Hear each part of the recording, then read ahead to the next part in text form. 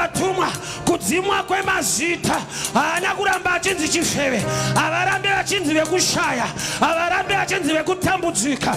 Ndiri kudzima mazita awayo, ndevekusimudzirwa, ndevekugoneswa, ndevekuchata, ndevekuroorwa. Ndaribvisa zita iroro. Haaramba achingonzi mvana, makore achingofamba, ngaawane imba yake, ngaawane kusimudzirwa. Haaramba achingonongedzerwa kunzi hana mwana ingomwa. Ndinotaura Baba, the fruit of the womb, the fruit of the womb, vana ngavabatike. Kudzimwa kwemazita ekunyadziswa, kudzima kwemazita ekunyadziswa, ngaabve pazita rinonyadzisa, ngaabve pazita rekusekwa. Kuramba achingonzi murwere, tinozviramba nezita raJesu. Ndataura utano, ndataura utano, in the name of Jesus, in the mighty name of Jesus. We can worship God in the house of the Lord. Shakanaka, praise and worship, you can lead us to worship the Lord. Makata bosha.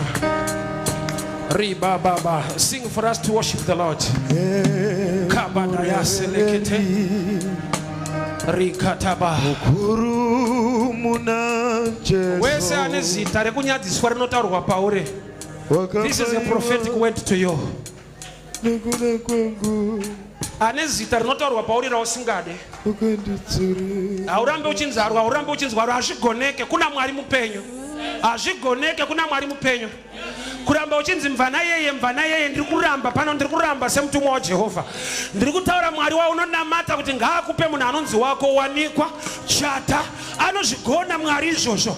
Akauya neperfume haana kuramba achinzi chifeve, zvakanzi zvaitwa nemukadzi uyu.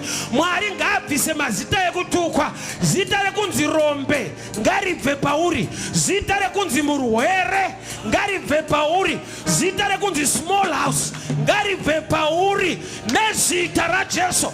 Mwari ngaakupe wako.